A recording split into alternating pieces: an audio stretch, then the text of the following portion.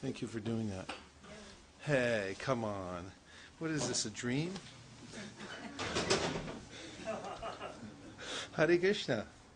Welcome home. Nice to see you both. Hare Krishna. Good to see you again.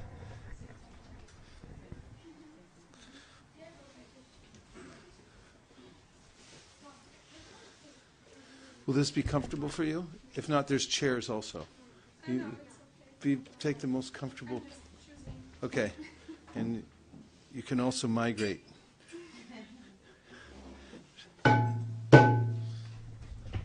Namo Vishnu Padaya Krishna Prishtaya Bhutale Srimate Bhakti Vedanta Swami Niti Namine Namo Vishnu Padaya Krishna Prishtaya Bhutale Srimate Bhakti Vedanta Swami Niti Namine Namaste Saraswate Deve Gauravani Prachardine Nirvishesha Shunyavadi Paschatya Deshatardine Namaste Saraswate Deve Gauravani Prachardine Nirvishesha Shunyavadi Paschatya Deshatardine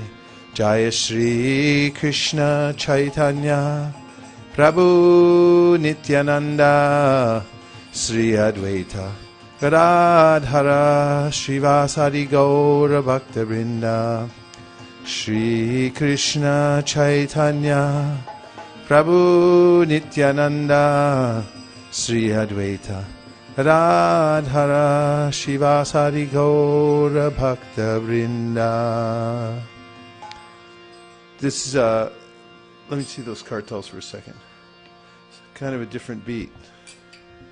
Hare Krishna, Hare Krishna, Krishna Krishna, Hare Hare, Hare Rama, Hare Rama, Rama Rama, Hare Hare, Hare Krishna, Hare Krishna, Krishna Krishna, Hare Hare, Hare Rama, Hare Rama, Rama Rama, Hare Hare, Hare Krishna, Hare Krishna, Krishna Krishna, Hare Hare, Hare Rama, Hare Rama, Rama Rama, Hare Hare, Hare Krishna, Hare Krishna,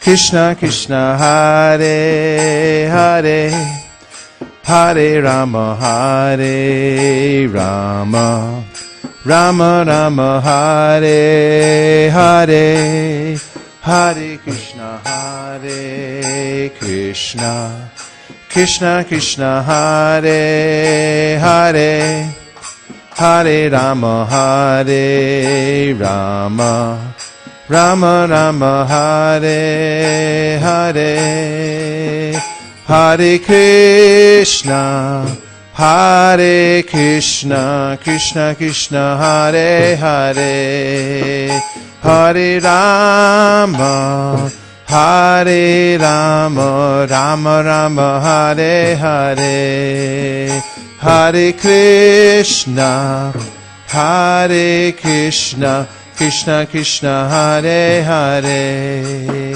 Hare Rama, Hare Rama, Rama Rama, Hare Hare, Hare Krishna, Hare Krishna, Krishna Krishna, Hare Hare, Hare Rama, Hare Rama, Rama Rama, Hare Hare, Hare Krishna, Hare Krishna, Krishna Krishna, Hare Hare, Hare Rama, Hare Rama, Rama Rama, Hare Hare.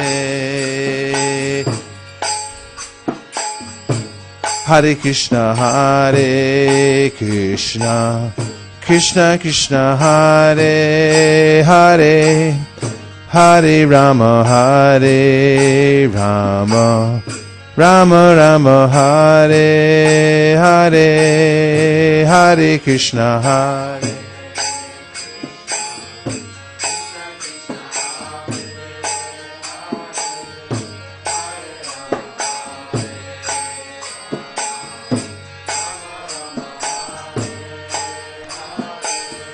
Hare Krishna, Hare Krishna, Krishna Krishna, Hare Hare, Hare Rama, Hare Rama, Rama Rama, Hare Hare.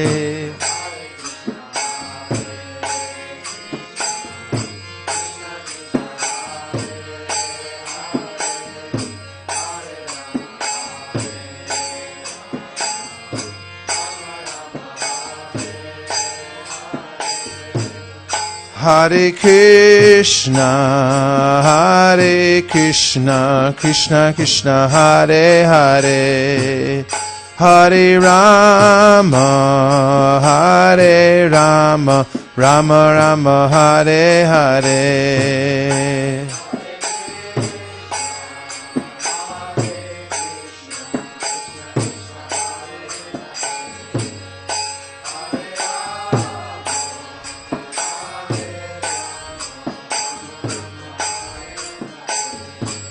Hare Krishna, Hare Krishna, Krishna Krishna, Hare Hare, Hare Rama, Hare Rama, Rama Rama, Hare Hare.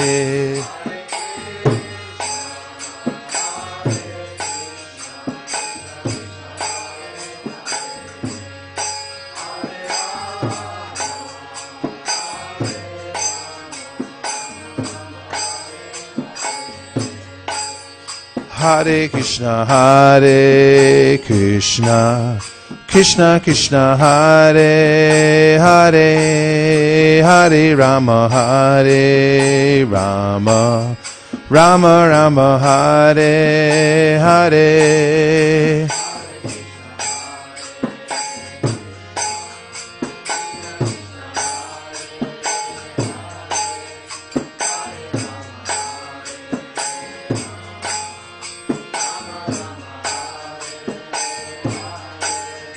Hare Krishna, Hare Krishna, Krishna Krishna, Hare Hare, Hare Rama, Hare Rama, Rama Rama, Hare Hare.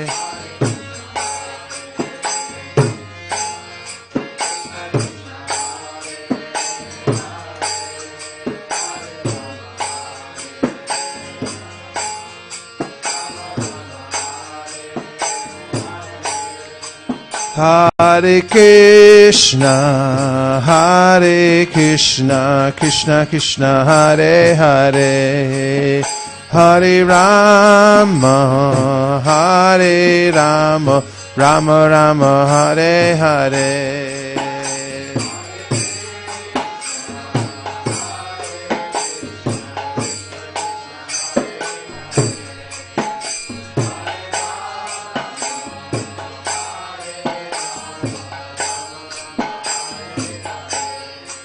Hare Krishna, Hare Krishna, Krishna Krishna, Hare Hare, Hare Rama, Hare Rama, Rama Rama, Hare Hare.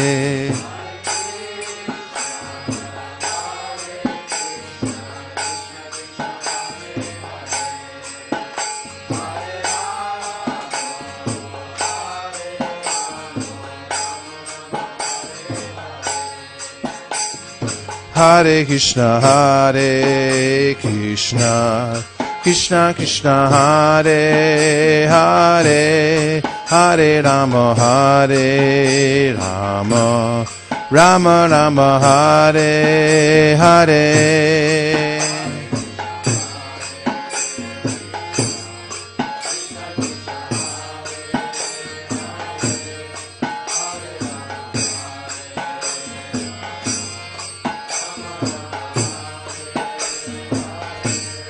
Hare Krishna, Hare Krishna, Krishna Krishna, Hare Hare, Hare Rama, Hare Rama, Rama Rama, Hare Hare.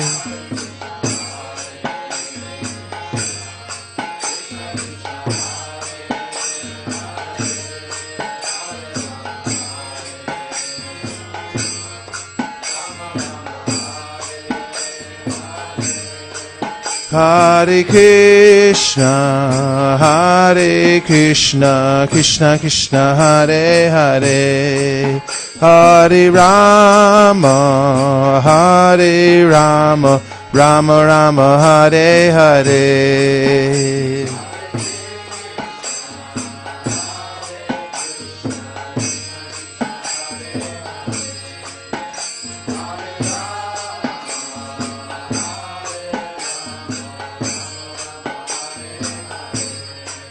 Hare Krishna, Hare Krishna, Krishna Krishna, Hare Hare, Hare Rama, Hare Rama, Rama Rama, Hare Hare.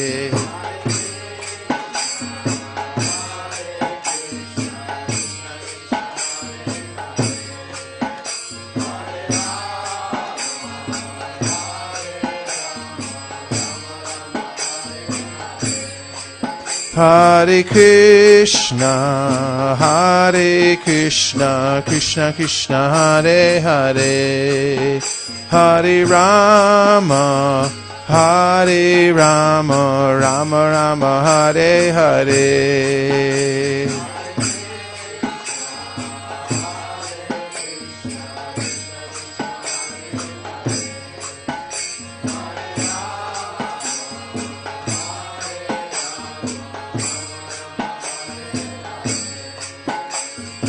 Hare Krishna, Hare Krishna, Krishna Krishna, Hare Hare, Hare Rama, Hare Rama, Rama Rama, Hare Hare, Hare Krishna, Hare Krishna, Krishna Krishna, Hare Hare.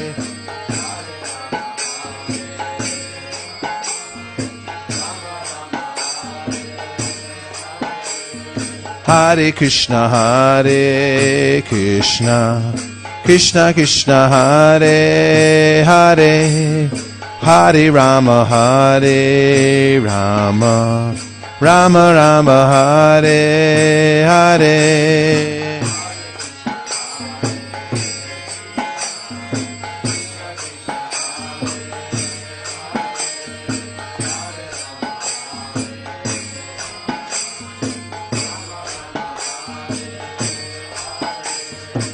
Hare Krishna, Hare Krishna, Krishna Krishna, Hare Hare, Hare Rama, Hare Rama, Rama Rama, Hare Hare.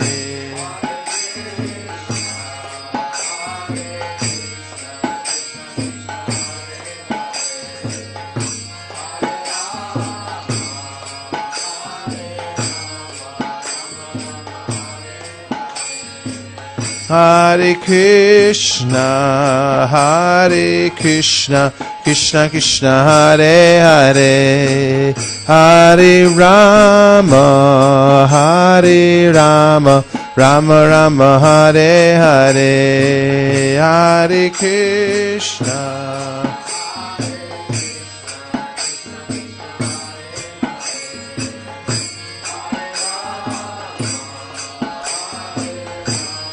Rama Rama, Hare Hare, Gaur Premanande Nitai Gaura Haribol Haribol Haribol Gaura Haribol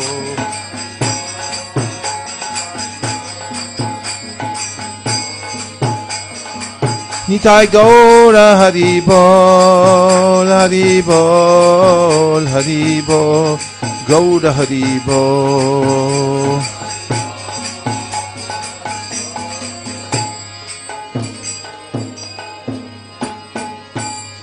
Shri Harinam Sankirtan Ki Jai Gaur Premanande Haribol.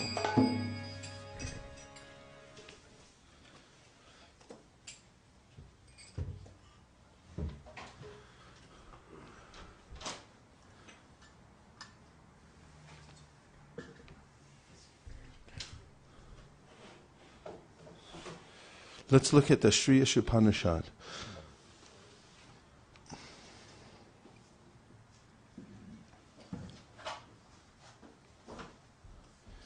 And we're going to read verse number, it's the invocation, it's on page number 13. And the verse says, Om Purnam Adak Purnamidam Purnat Purnam Udachyate Purnasya Purnamadaya Purnameva Vishishyate. The translation. The personality of Godhead is perfect and complete, and because he is completely perfect, all emanations from him, such as this phenomenal world, are perfectly equipped as complete wholes. Whatever is produced of the complete whole is also complete in itself. Because he is the complete whole, even though so many complete units emanate from him, he remains the complete balance. Purport. The complete whole, or the supreme absolute truth, is the complete personality of Godhead. Realization of impersonal Brahman, or of Paramatma, the Supersoul, is incomplete realization of the Absolute Complete. The Supreme Personality of God is Sakchit Ananda Vigraha. Realization of impersonal Brahman is realization of his Sat feature, or his aspect of eternity. And Paramatma realization is realization of his Sat and Chit features, his aspects of eternity and knowledge. But realization of the personality of Godhead is realization of all the transcendental features, Sat, Chit, and Ananda, bliss. When one realizes the Supreme Person, he realizes these aspects of the Absolute Truth in their completeness. Vigraha means form. Thus the complete whole is not formless. If he were formless, or if he were less than his creation in any other way, he could not be complete. The complete whole must contain everything both within and beyond our experience. Otherwise, he cannot be complete. The complete whole, the personality of Godhead, has immense potencies, all of which are as complete as he is. Thus this phenomenal world is also complete in itself. The 24 elements of which this material universe is a temporary manifestation are arranged to produce everything necessary for the maintenance and subsistence of this universe. No other unit in the universe need make any extraneous effort to try to maintain the universe. The universe functions on its own time scale, which is fixed by the energy of the complete whole.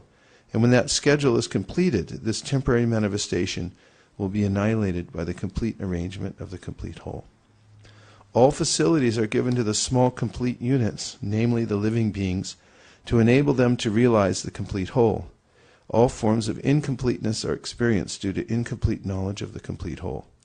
The human form of life is a complete manifestation of the consciousness of the living being, and it is obtained after evolving through 8,400,000 species of life in the cycle of birth and death. If in this human life of full consciousness the living entity does not realize his completeness in relation to the complete whole, he loses the chance to realize his completeness and is again put into the evolutionary cycle by the law of material nature. Because we do not know that there is a complete arrangement in nature for our maintenance, we make efforts to utilize the resources of nature to create a so-called complete life of sense enjoyment. Because the living entity cannot enjoy the life of the senses without being dovetailed with the complete whole, the misleading life of sense enjoyment is illusion. The hand of a body is complete unit. The hand of a body is a complete unit only as long as it is attached to the complete body. When the hand is severed from the body, it may appear like a hand, but it actually has none of the potencies of a hand. Similarly, living beings are part and parcel of the complete whole. And if they are severed from the complete whole, the illusory representation of completeness cannot fully satisfy them. The completeness of human life can be realized only when one engages in the service of the complete whole. All services in this world, whether social, political, communal, international, or even interplanetary, will remain incomplete until they are dovetailed with the complete whole. When everything is dovetailed with the complete whole, the attached parts and parcels also become complete in themselves. So herein is the solution to all problems. Krishna says in the Bhagavad Gita, Bhoktaram Jagyatapasam Sarvalokamaheshwaram Suridam Sarvabhutanam Gyatva Mam Shantim Richyati. This Gyatva Mam Shantim Richyati means that one who has knowledge of three things becomes peaceful.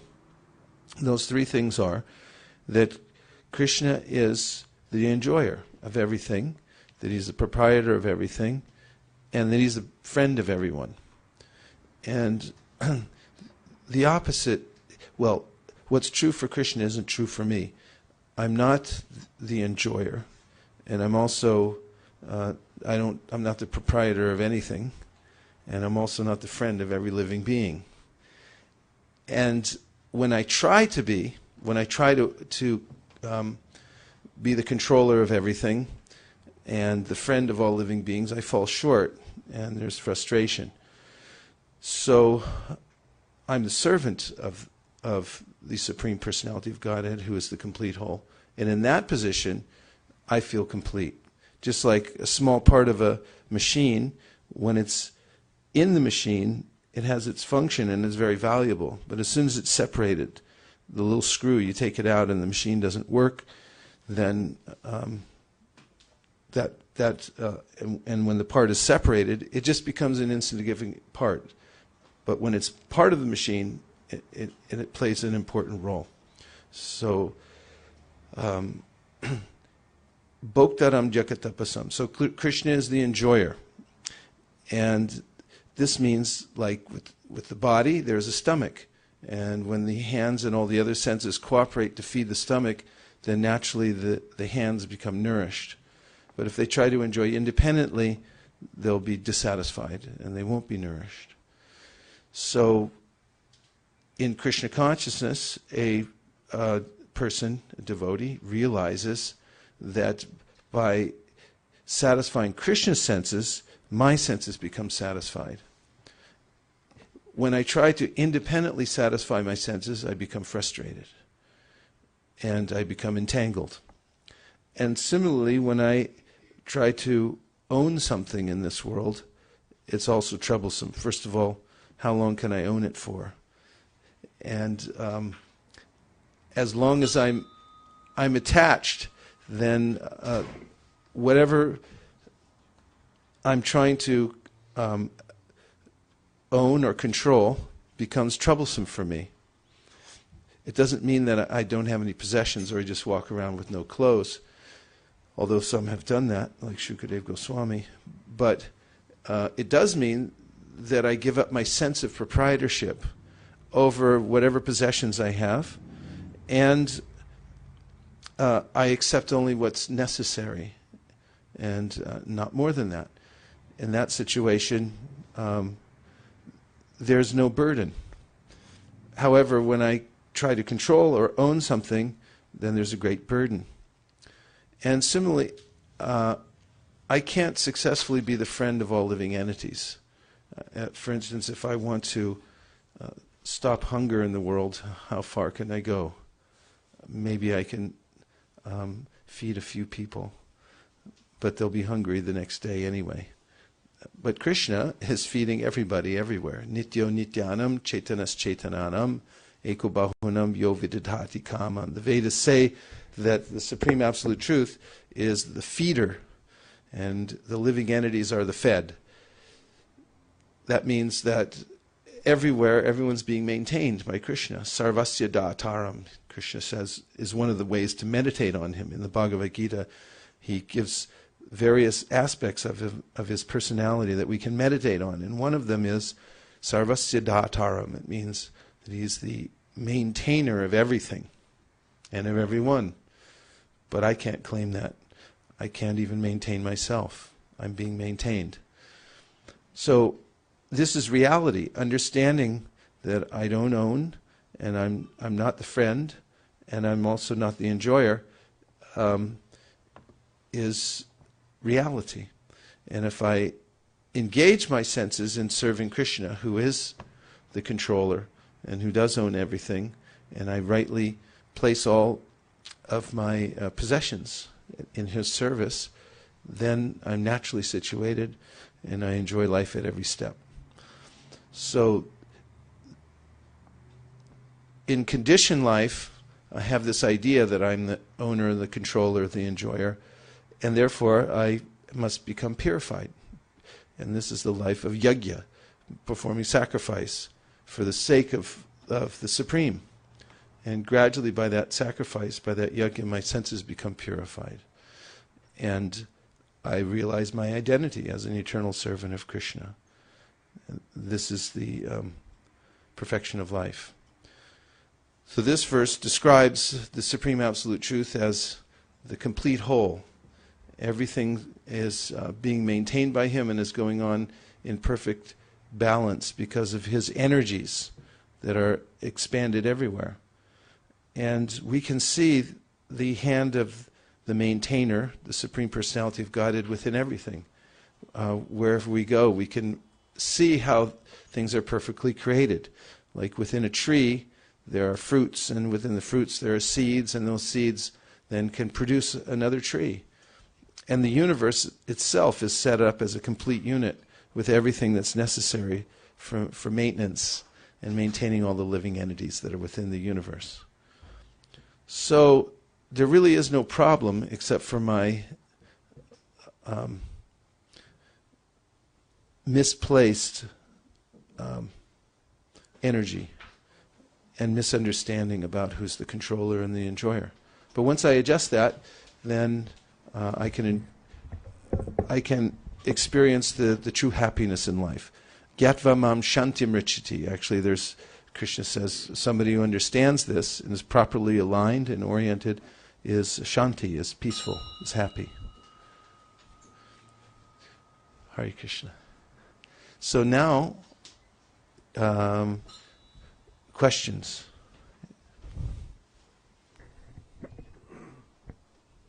Questions are like a hook. Once you ask them, then the person is obligated to respond. So you can obligate me by asking a question. Yes. Here's a microphone for you. You have just mentioned that that Krishna maintains everything and he will feed us if we please him. So, but it's very easy. Not necessarily if you please him, he's feeding us anyway, even if we don't please him. Go ahead. Pardon? I didn't understand. Well, he's feeding everyone. Even when we don't please him, he's still providing. Okay, but it's very easy. Does it mean that you just have to sit and pray and do nothing? No. So where is the line between reasonable actions and irrational actions? Well, Krishna describes in the Bhagavad Gita how there's three kinds of action, which he calls karma, akarma, and vikarma. So karma means work that's according to the Vedas, which is meant for elevation, for material happiness. And vikarma means work that is against the laws of the universe, which causes severe reaction. And akarma means work that doesn't cause any reaction at all. So Krishna explains that no one's expected to stop working because we can't. Naturally, everyone is active. It's the nature of the living force to be active. Even when you go to sleep at night, you're active. You lie down and your body goes into a dream state, but even in the dream state, you're active. And when you wake up, you're active again. So constantly, we're acting. So we can't stop acting, and Krishna never recommends that we just stop all action. But he does recommend that we give up a sense of proprietorship over our work. In other words, if I produce something, I don't claim that it's mine. I place the result of that work in the hands of Krishna.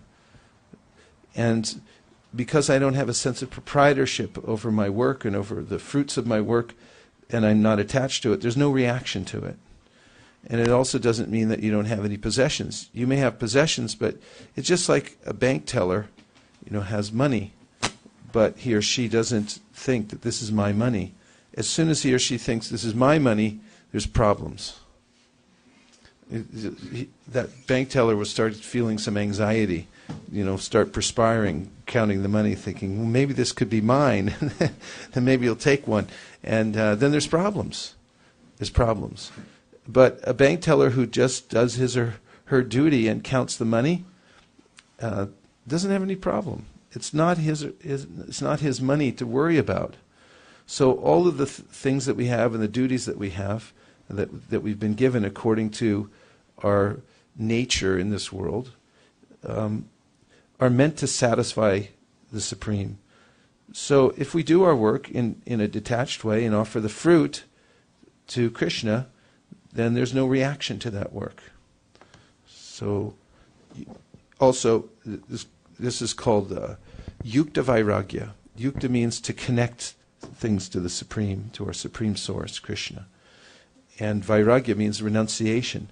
So it means that it doesn't mean that you don't have things, but it means the things that you do have, you connect them in service so that they're useful in the service of the Supreme.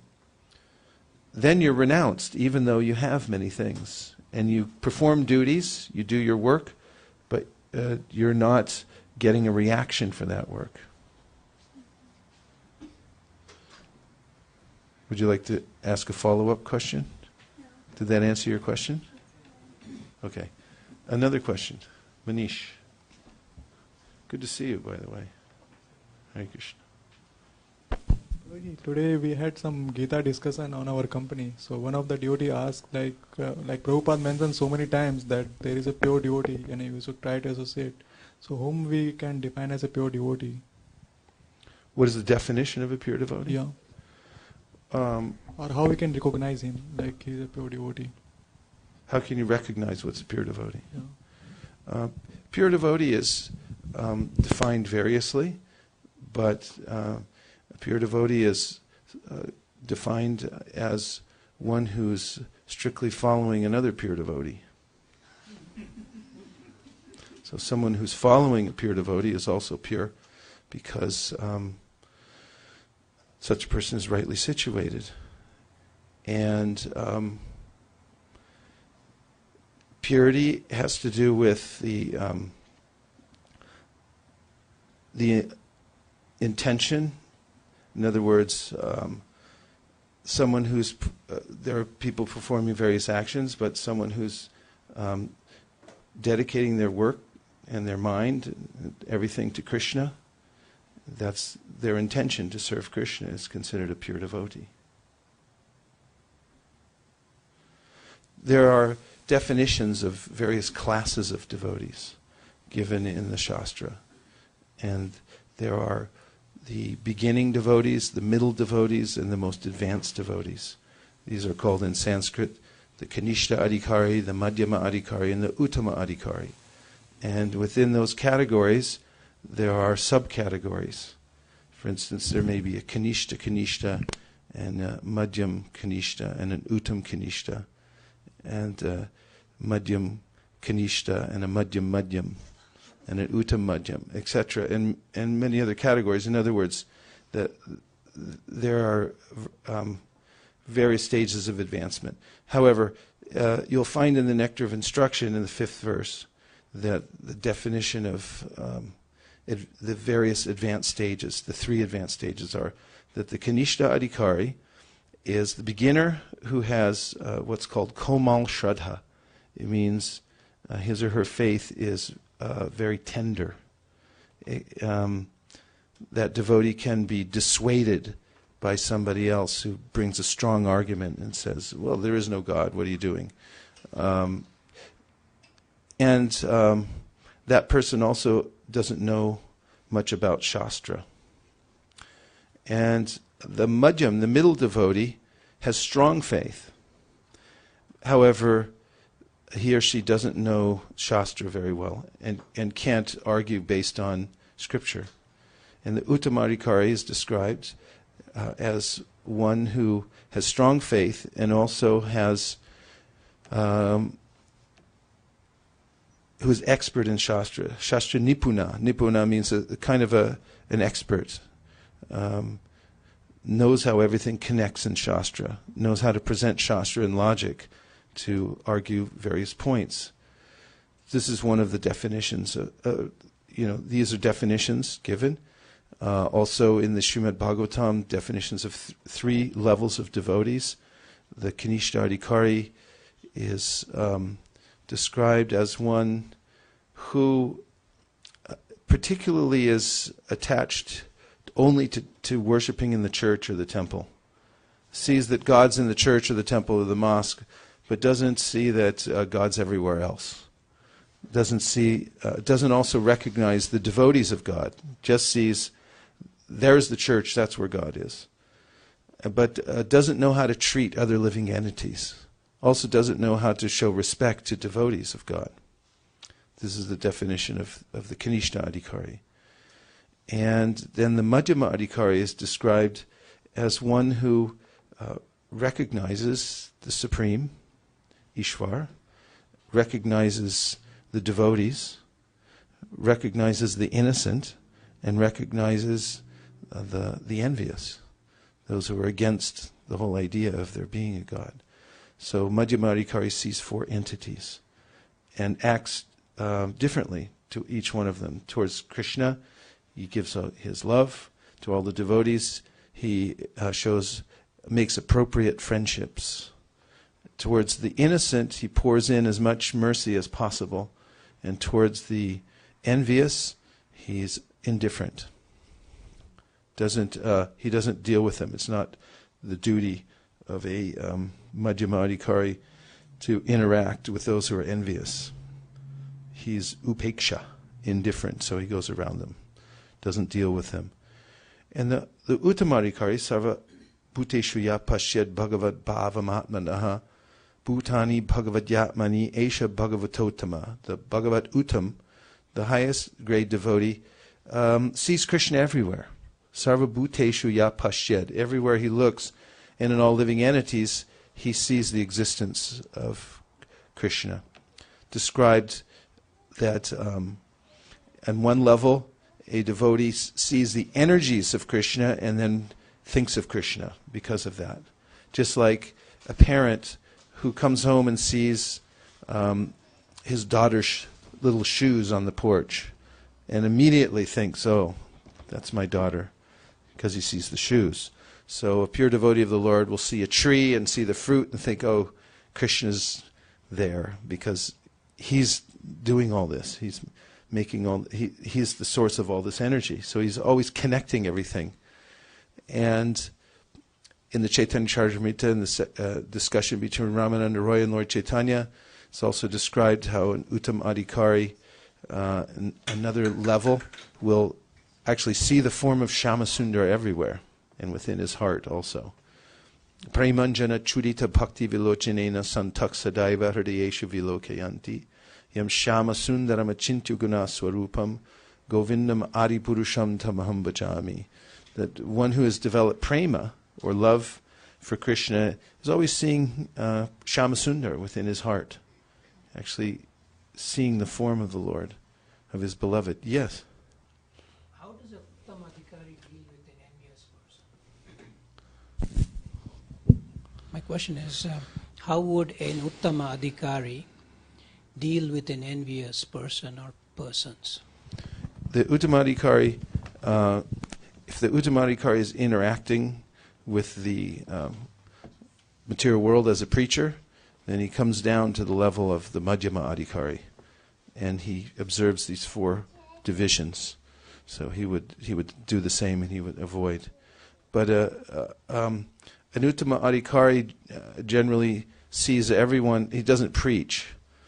That's why he has to come down to the Madhyama Adhikari platform, because he sees everyone engaged already in Krishna's service. In other words, even though conditioned souls are serving the material energy, Vishnu Maya, because he's seeing Krishna within everything and Krishna everywhere, he just sees that they're perfectly situated. He has no reason to preach to them, or to do anything, so he doesn't preach. So with an envious person, he's undeterred. There are examples of Rishabhadeva, who became an avadut, and people would throw things at him, and he was just indifferent. It didn't affect him one way or the other. In the story of Jad Bharat, who was an Uttama Adhikari, he was berated by the king when he carried his palanquin, and he didn't take offense, but eventually he came down and preached to the king and said, because the king was saying that, what's wrong with you? Are you too weak to carry the palanquin? And soon Jad Bharat preached to the king and said that, I'm neither weak nor strong, and I'm not my body. And the king began to realize that this is an advanced devotee who's not on the bodily conception of life. Depends on the situation. Yes, Ramananda Sakha. I have one question. You mentioned 3 types of work. One is karma, second one is akarma, third one is vikarma.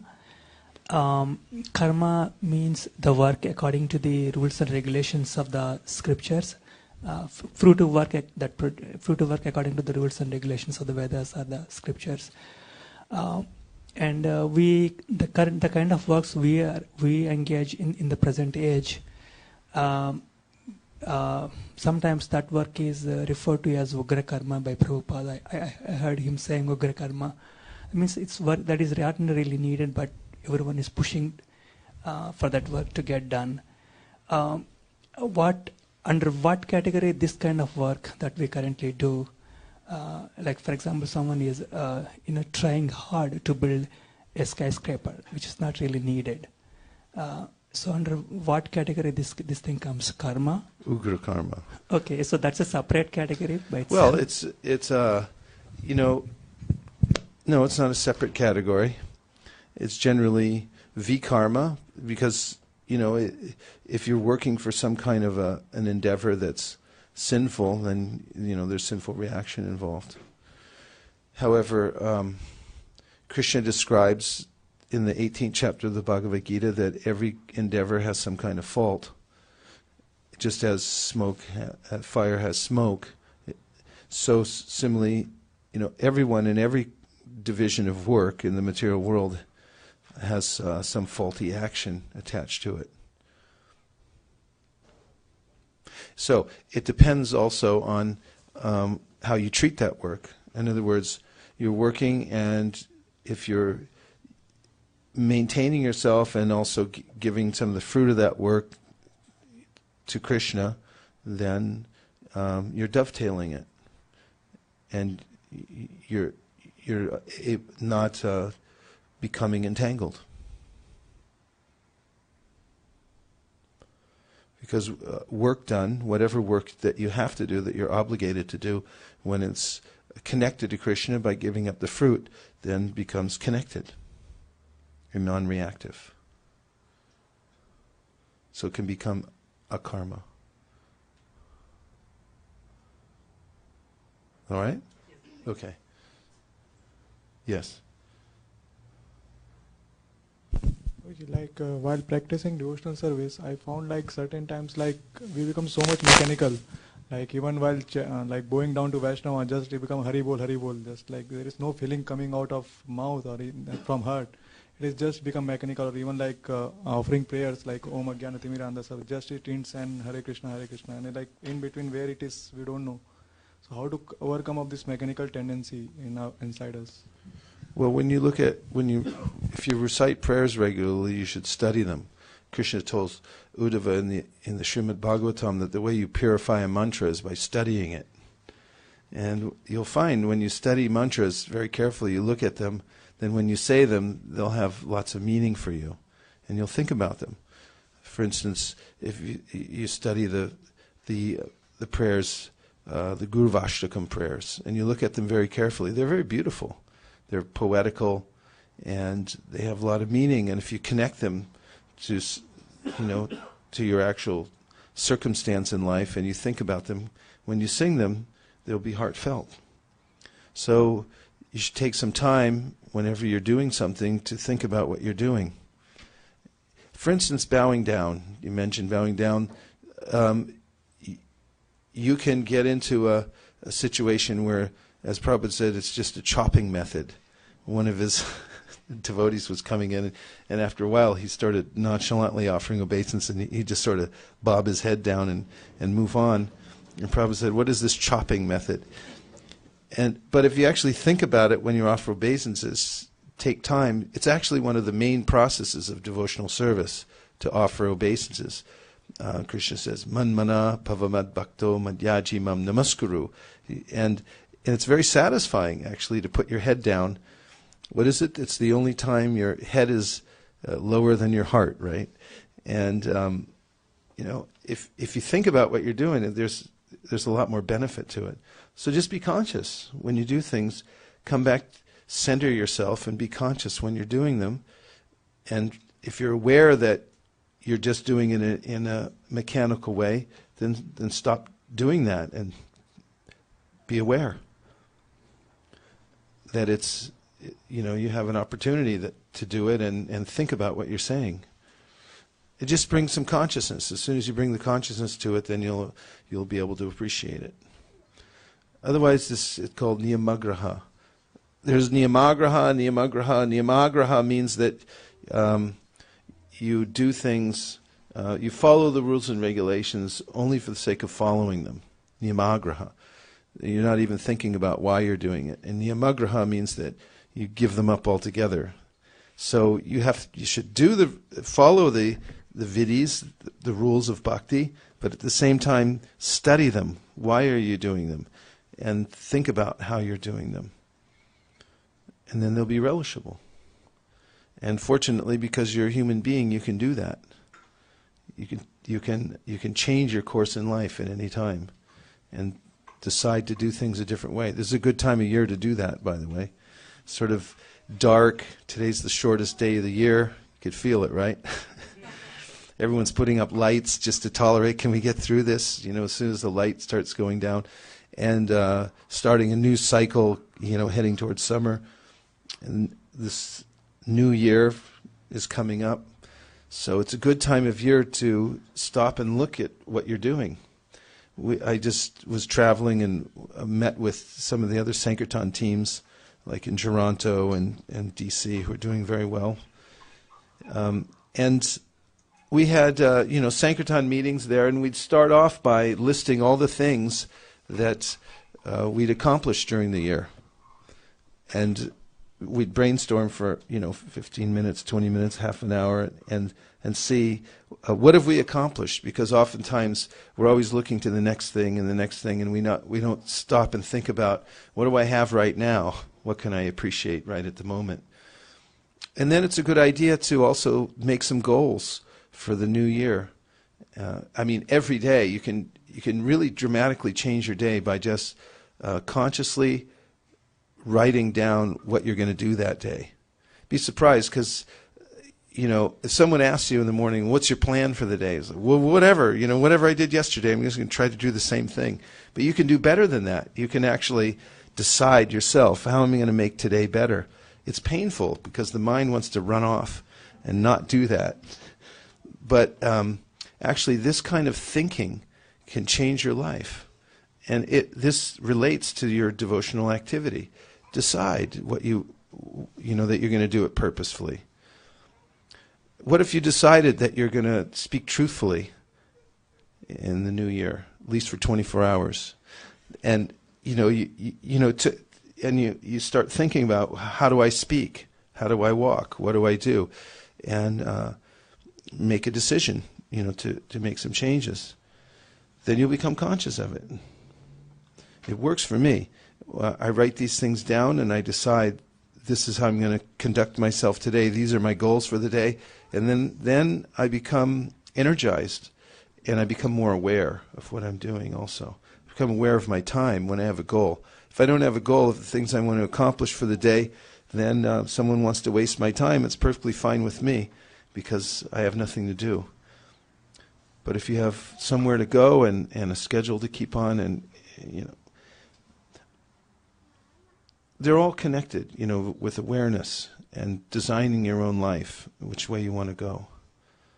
Purposeful praying and chanting. So stop yourself, get out of the routine. You're welcome. What else? Akaranath Prabhu. Hare Krishna. I just wanted to introduce everyone. We have a new guest tonight, Keyur Patel. Keyur Patel, Haribo.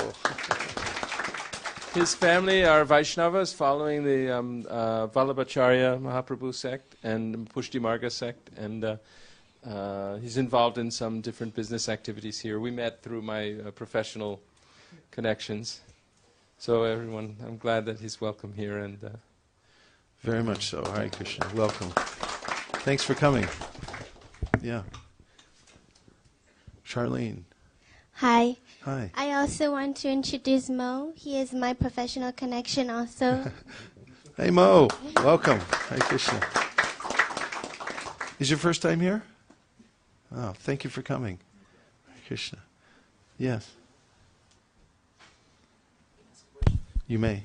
I didn't understand the difference between the innocent and the envious, because people can be envious because they're simply ignorant. So, otherwise, how to see the difference? They might not know, so they might be behaving envious. So in that way, they're innocent. Okay, get the dictionary. Look up innocent first. I can tell the difference. No, when I'm looking around, for instance, when we go out to meet people to distribute books, I can tell from people's demeanor and from the way they react and the way they talk to me, who is innocent and who is envious. Well, look up innocent, look up envious, or look up envy or innocence. And we'll see if there's any difference.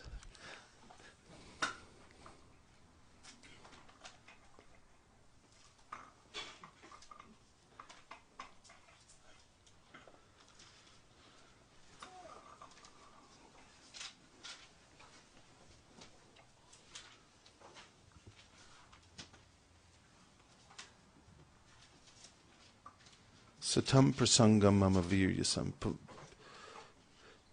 Krishna talks about devotees, and Lord Kapila Dev is an incarnation of Krishna. He talks about the satam. And this phrase, satam, person who is truthful. You found it? Okay, go ahead. Which word? In fact, there are 6 meanings. For which? For innocent. Okay. First is uncorrupted by evil, malice or wrongdoing. That means sinless. Example is an innocent child. 2 is not guilty of a specific crime, legally blameless. And 3, not dangerous or harmful or innocuous. And 4, not experienced or worldly or naive.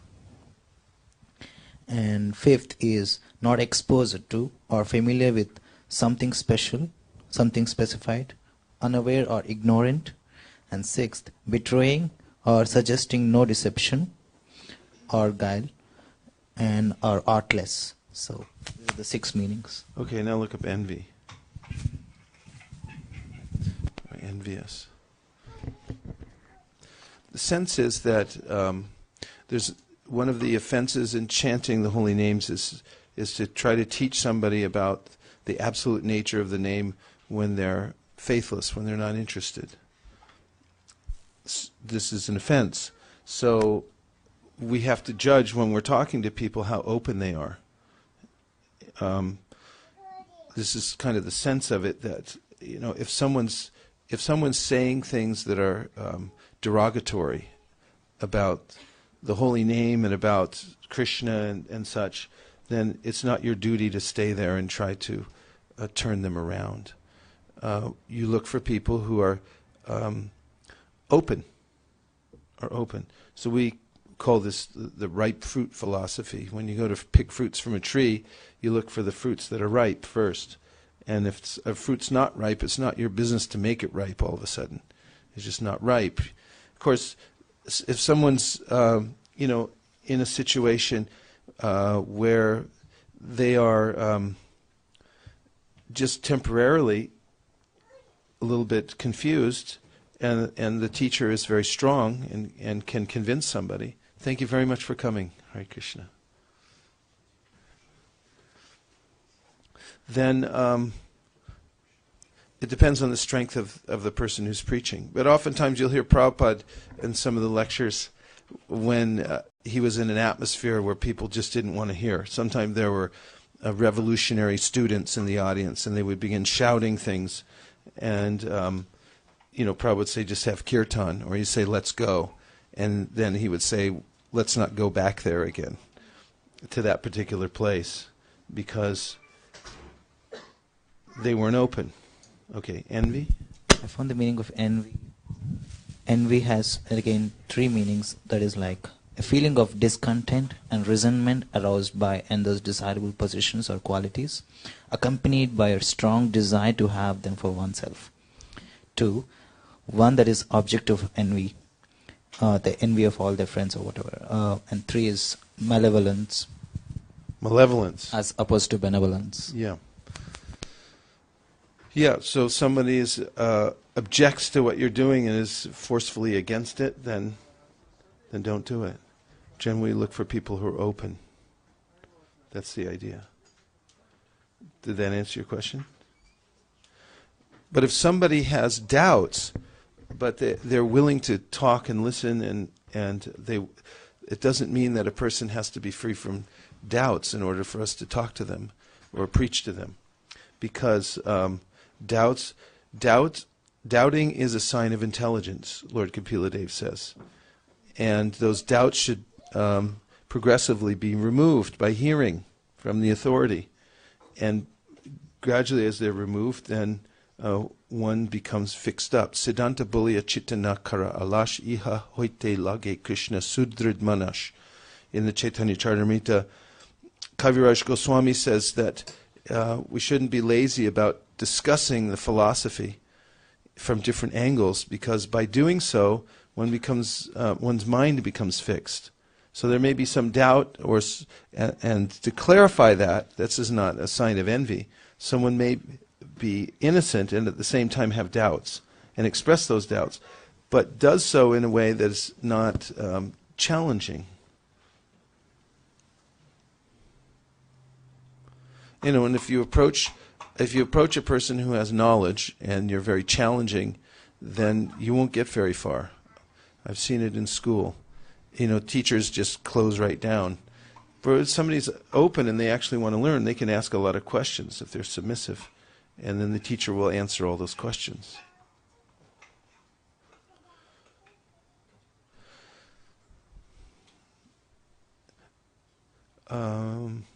May we please have the third canto, part 4?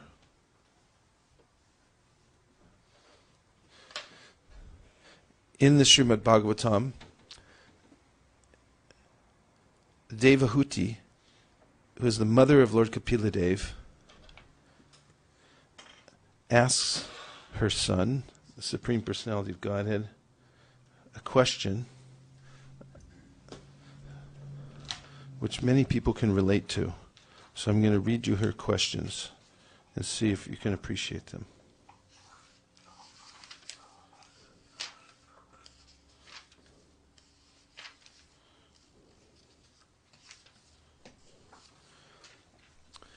This is from the 3rd canto, 27th chapter, 17th verse.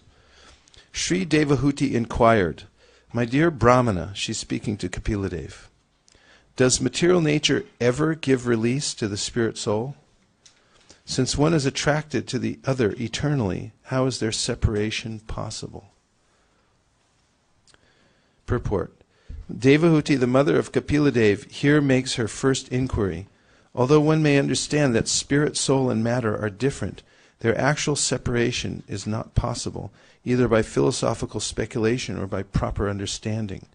The spirit soul is the marginal potency of the Supreme Lord, and matter is the external potency of the Lord. The two eternal potencies have somehow or other been combined, and since it is so difficult to separate one from the other, how is it possible for the individual soul to become liberated? By practical experience, one can see that when the soul is separated from the body has no real existence. And when the body is separated from the soul, one cannot perceive the existence of the soul. As long as the soul and the body are combined, we can understand that there is life. But when they are separated, there is no manifested existence of the body or the soul.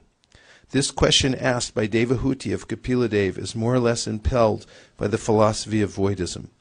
The Vaidis say that consciousness is a product of a combination of matter, and that as soon as the consciousness is gone, the material combination dissolves, and therefore there is ultimately nothing but voidness. This absence of consciousness is called nirvana in Mayavad philosophy. Continuing her question, Devahuti says, as there is no separate existence of the earth and its aroma, or of water and its taste, there cannot be any separate existence of intelligence and consciousness. Purport. The example is given here that anything material has an aroma. The flower, the earth, everything has an aroma. If the aroma is separated from the matter cannot be identified. If there's no taste to water, the water has no meaning. If there's no heat in the fire has no meaning. Similarly, when there is want of intelligence, spirit has no meaning. Text 19. Devahuti still. Hence, even though he is the passive performer of all activities, how can there be freedom for the soul as long as material nature acts on him and binds him? Rakshit, you're going to like this first part of the purport. I mean, I know you'll like the whole part, but this. Although the living entity desires freedom from the contamination of matter, he is not given release. Actually, as soon as a living entity puts himself under the control of the modes of material nature, his acts are influenced by the qualities of material nature, and he becomes passive. It is confirmed in Bhagavad Gita, Prakrite kriyamanani gunai. The living entity acts according to the qualities or modes of material nature. He falsely thinks that he is acting, but unfortunately he is passive. In other words, he has no opportunity to get out of the control of material nature because it has already conditioned him. In Bhagavad Gita, it is also stated that it is very difficult to get out of the clutches of material nature. Where does it say that?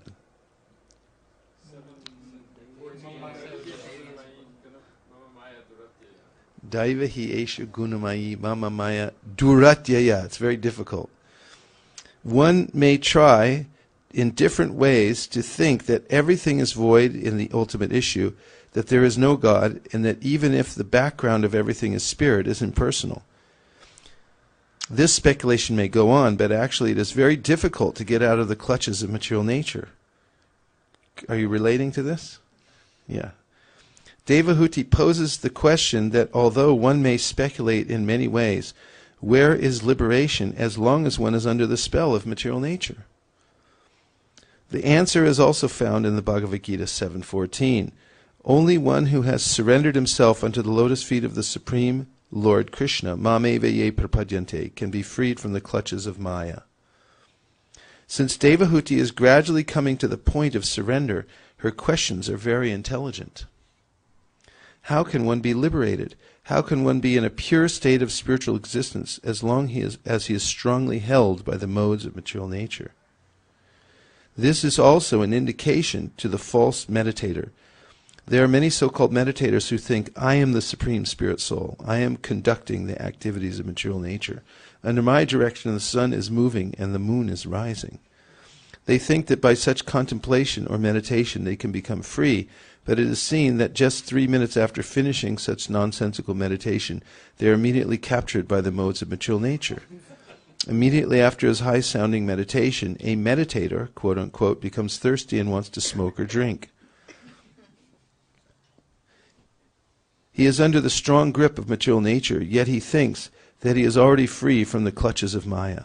This question of Devahutis is for such a person who falsely claims that he is everything, and ultimately everything is void, and that there is no sinful or pious activities. These are all atheistic inventions. Actually, unless a living entity surrenders unto the Supreme Personality of Godhead as instructed in Bhagavad Gita, there is no liberation or freedom from the clutches of Maya. I saw in Toronto at the Dufferin Mall, where we had a chanting party outside the mall, and also a book table and book distribution going on. And I was going to the various spots, so when I drove up, the devotees were already chanting, and I noticed that in the chanting party, which consisted of about 4 devotees in that particular spot, there was a young woman who had come along and was attracted to the chanting. I found out the whole story afterwards. She had first been attracted by the book table and the chanting. She didn't know what it was, so someone gave her a mantra card and explained to her how to chant the mantra. And so she had a cigarette in one hand and the mantra card in the other hand when I drove up. And she was enthusiastically, dancing, the cigarette here and the mantra card here, and very much absorbed in trying to get the mantra right. And I noticed the more animated she became, she finally threw the cigarette away. And I was thinking about this verse that Prabhupada was saying, by some kind of meditation, afterwards one smokes. But during the kind of mantra meditation, even if one's smoking, the cigarette goes flying away, because the senses naturally become satisfied and controlled by the mantra and by the chanting and dancing. I saw that before my eyes and realized that she didn't have a taste for smoking as soon as she got swept away by the mantra. Okay, after this next verse, we're going to hear the answer from Lord Kapiladev, and it'll help us to focus on how to get free from the strong clutches of material nature. This is Devahuti continuing her questions. Even if the great fear of bondage is avoided by mental speculation and inquiry into the fundamental principles, it may still appear again, since its cause has not ceased. Purport. Material bondage is caused by putting oneself under the control of matter because of the false ego of lording it over material nature. Bhagavad Gita 7.27 states, Icha dvesha sumutena. 2 kinds of propensities arise in the living entity. One propensity is icha, which means desire to lord it over material nature or to be as great as the Supreme Lord. Everyone desires to be the greatest personality in this material world. Dvesha means envy. When one becomes envious of Krishna or the Supreme Personality of Godhead, one thinks, why should Krishna be the all-in-all? I'm as good as Krishna. These 2 items, desire to be the Lord and envy of the Lord, are the beginning cause of material bondage. As long as a philosopher, salvationist, or voidist has some desire to be supreme, to be everything, or to deny the existence of God, the cause remains, and there's no question of his liberation. Hare Krishna. Can all move up about 5 inches.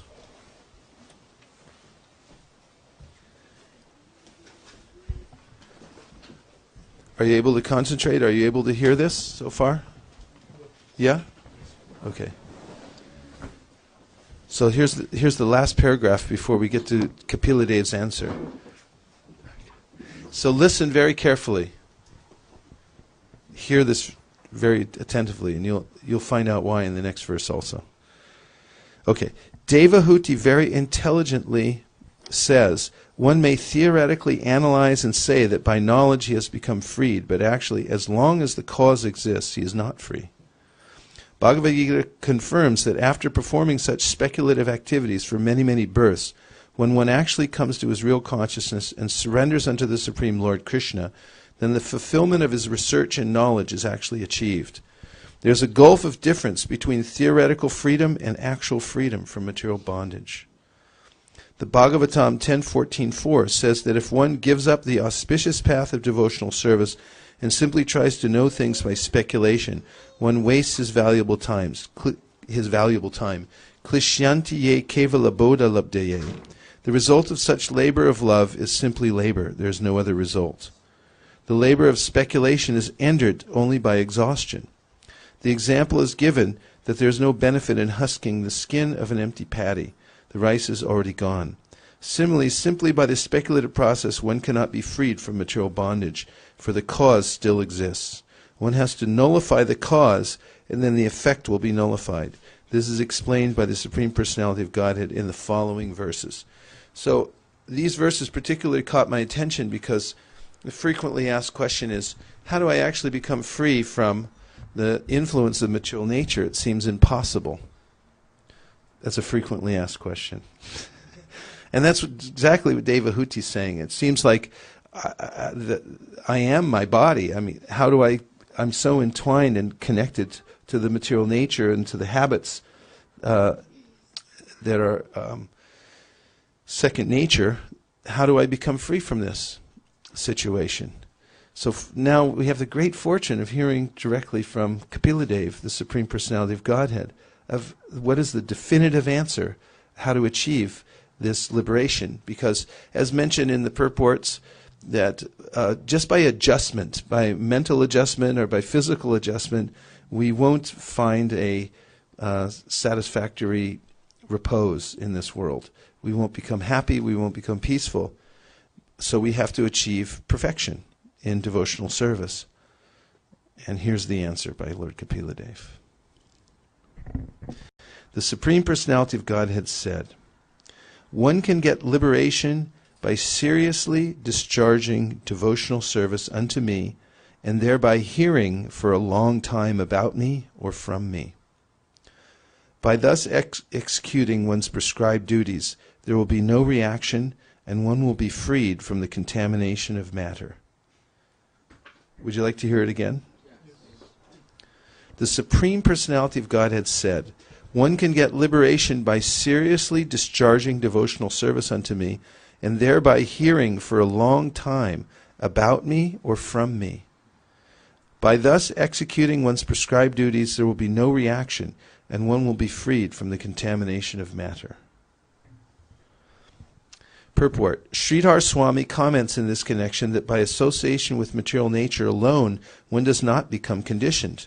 Conditional life begins only after one is infected by the modes of material nature. If someone is in contact with the police department, that does not mean that he is a criminal. As long as one does not commit criminal acts, even though there is a police department, he is not punished. Similarly, the liberated soul is not affected, although he is in the material nature. Even the Supreme Personality of Godhead is supposed to be in association with material nature when he descends, but he is not affected. One has to act in such a way that in spite of being in the material nature, he is not affected by contamination. Although the lotus flower is in association with the water, it does not mix with the water. That is how one has to live, as described here by the Personality of Godhead, Kapiladev. This is sort of going to your, an extended answer to your question. One can be liberated from all adverse circumstances simply by seriously engaging in devotional service. How this devotional service develops and becomes mature is explained here. In the beginning, one has to perform his prescribed duties with a clean mind. Clean consciousness means Krishna consciousness. One has to perform his prescribed duties in Krishna consciousness. There is no necessity of changing one's prescribed duties. One simply has to act in Krishna consciousness. In discharging Krishna conscious duties, one should determine whether, by his professional or occupational duties, Krishna, the Supreme Personality of Godhead, is satisfied. In another place in the Bhagavatam it is said, Swanustistasya dharmasya samsatir haritoshanam. Everyone has some prescribed duties to perform, but the perfection of such duties will be reached only if the Supreme Personality of Godhead, Hari, is satisfied by such actions. For example, Arjuna's prescribed duty was to fight, and the perfection of his fighting was tested by the satisfaction of Krishna. Krishna wanted him to fight, and when he fought for the satisfaction of the Lord, that was the perfection of his professional devotional duty. On the other hand, when, contrary to the wish of Krishna, he was not willing to fight, that was imperfect. If one wants to perfect his life, he should discharge his prescribed duties for the satisfaction of Krishna. One must act in Krishna consciousness, for such action will never produce any reaction. In nimitta nimitena. This is also confirmed in Bhagavad Gita, Jagnartat kamano nyatra. All activities should be performed simply for yajna, or the satisfaction of Vishnu. Anything done otherwise, without the satisfaction of Vishnu or yajna, produces bondage. So here it is also prescribed by Kapila Muni that one can transcend material engagement by acting in Krishna consciousness, which means seriously engaging in devotional service. This serious devotional service can develop by hearing for long periods of time. Chanting and hearing is the beginning of the process of devotional service. One should associate with devotees and hear from them about the Lord's transcendental appearance, activities, disappearance, instructions, etc., etc. There are two kinds of shruti, or scripture. One is spoken by the Lord, and the other is spoken about the Lord and his devotees. Bhagavad Gita is the former, and Srimad Bhagavatam is the latter. One must hear these scriptures repeatedly from reliable sources in order to become fixed in serious devotional service. Srila Bhaktisiddhanta Saraswati Thakur advised his disciples that they should hear the story of Dhruva Maharaj and of Prahlad Maharaj. They should hear that 100 times. And he also mentioned about the Chaitanya Bhagavat that they should hear hundreds of times over and over again. Even in the text itself, it's mentioned by hearing the pastimes of Lord Chaitanya Mahaprabhu repeatedly. Here the word is used repeatedly also. That there's an effect that's being described here. Through engagement in such devotional service, one becomes freed from the contamination of Maya. It is stated in the Srimad Bhagavatam that hearing about the Supreme Personality of Godhead cleanses the heart of all contamination caused by the influence of the three modes of material nature. By continuous, regular hearing, the effects of the contamination of lust and greed to enjoy or lord it over material nature diminish. And when lust and greed diminish, one then becomes situated in the mode of goodness. This is the stage of Brahman realization, or spiritual realization. In this way, one becomes fixed on the transcendental platform.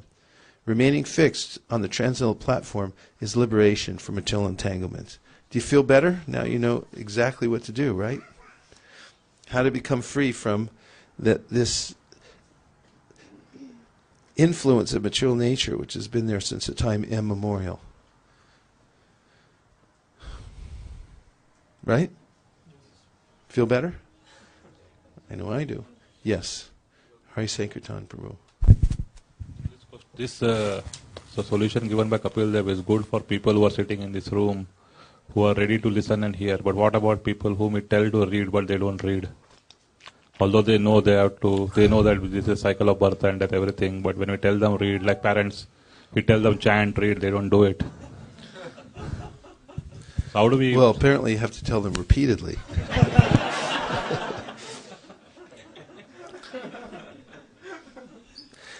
There's a gradation of ways that one can engage in devotional service that Krishna mentions in the 12th chapter of the Bhagavad Gita, that one should engage one's mind always in thinking of me, Krishna says.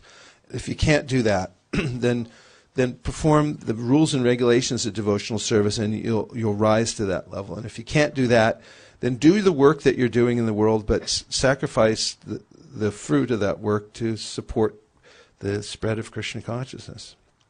If you can't do that, try to be charitably disposed. And if you can't do that, there are other methods like meditation. But specifically talks about renouncing the fruit of your work. Then you'll gradually come up, to a higher stage. And yes, a serious devotional service, as was mentioned several times here. This is something that may take lifetimes to achieve. Someone who's actually serious about performing devotional service and going back to God, it's a rare person. Bahunam janmanam ante gyanavam mam prapadyate. Vasudeva sarvamiti sa mahatma sudurlabhaha. Not just durlabhaha, but sudurlabhaha. Krishna says, a person who's serious about going back to Godhead, who's taken this process very seriously, is very, very rare. So it's a rare soul. In the meantime, there are ways in which people can be engaged in devotional service, and therefore devotees go out and they spend their time figuring out ways that people can gradually come into the process of Krishna consciousness. They're eager always to do that. Prabhupada tells the story about the brahmachari who's going door to door begging alms for the temple, and he comes to one house where the husband and wife are having a fight with each other and an argument. So when he opens the door, they say, What do you want? And the woman in the house says, give him some ashes and tell him to get out of here. So the husband just says, here's some ashes, now go. And so he takes those ashes and back to the pujari at the temple, and he says, these ashes are very important. Use these to polish the brass for the deities. And that's what he does. And then a few months later, that brahmachari happens to go back to that same neighborhood. Didn't remember which door it was, but he opened the door, and the householders, as soon as they saw him, they fell down and offered their respects and said, please come in. We're such offenders. We're your servants. And then Prabhupada tells the story that because their offering had been engaged, then gradually they became purified. And he said, from a pinch of ashes all the way back to Godhead. That's the vision of Prabhupada. So people can start in so many different ways, and devotees are expert at engaging people. But to come to the serious stage of hearing is a rare thing. Someone who actually has a taste for listening to the holy name. Even one devotee who was living in Vrindavan told me that he was working on a book. And, he's kind of a popular person. People come ask him questions all the time. His room was right there in the Gurukul building. So lots of times people would come and disturb him and spend long amounts of time wanting to talk to him. So he said he found out a way that he could speed up the process. So if people would come and he wanted to get back to his work, he just said he'd pull down a Bhagavatam and said, let's hear a little Bhagavatam. They say, I got to go. I just remembered. So he said not everyone was very serious about hearing. They just wanted a chat. So somebody who seriously wants to hear, that's mentioned here. That's a sign of advancement. So if you can, if you take that instruction and apply it, then by that process of hearing, everything else fructifies within the heart. There's a step-by-step process that happens. By giving by hearing with rapt attention. Rapt comes from the word rapture, which means to really be in trance, to listen. In another place, at the end of the third chapter of the first canto, in the purport, Srila Prabhupada describes how one must drink the sound vibration of the Bhagavatam with one's ears, like a beverage. If you can hear like that, then your progress will be very steady and rapid. Kurinath Prabhu?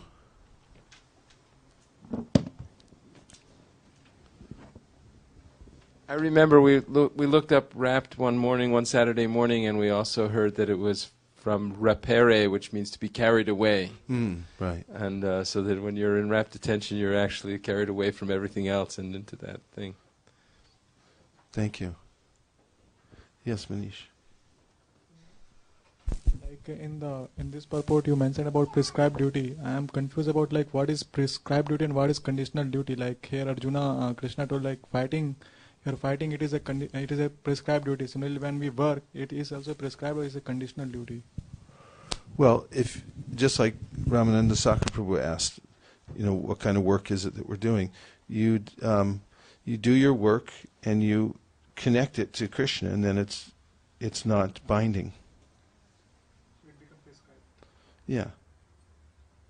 You have to do some work. So find something that you can do, that you can maintain yourself, and then